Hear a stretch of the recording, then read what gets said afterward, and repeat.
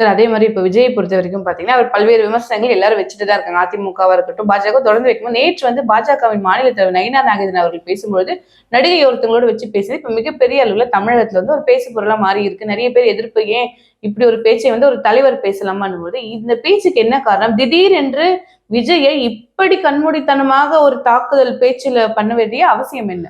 விஜய் வந்து ஒரு அரசியல் தலைவராக எந்தெந்த அரசியல் கட்சிக்கு என்ன மாதிரி மரியாதை கொடுக்கணுமோ அந்த மாதிரி அவர் கொடுத்து பேசினார்னு சொன்னால் அதற்கான எதிர்வினையும் அப்படி இருக்கும்.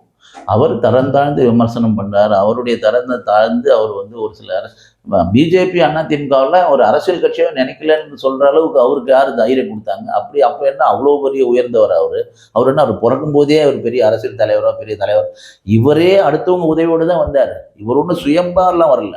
அவங்க அப்பா வந்து இந்த இவரை வந்து நடிகரா மாத்துறதுக்காக விஜயகாந்த் உட்பட எவ்வளோ பேர் காலில் விழுந்து என்னென்ன தவறான வேலைகள்லாம் செஞ்சு இவர் ஒரு ஹீரோவாக ப்ரமோட் பண்ணார். இவர் என்னவோ பிறக்கும்போதே நான் வந்து அரசியல்வாதியா வந்துட்டேன், மக்கள் நலன் தான் எனக்கு முக்கியம் அப்படின்னு மாதிரி அவருடைய தனிப்பட்ட வாழ்க்கையில போனீங்கன்னு சொன்னா அது ரொம்ப மோசமா தான் இருக்கு. அதுல வந்து விமர்சனம் பண்ணதுக்கு ஏற்பாக இருக்குது. ஆனா என்னை பொறுத்த வரையில விஜய் வந்து ஒரு அரசியல் தலைவராக அவருடைய தகுதிக்கு தகுந்த மாதிரி அவர் நடந்து கொள்ளவில்லை.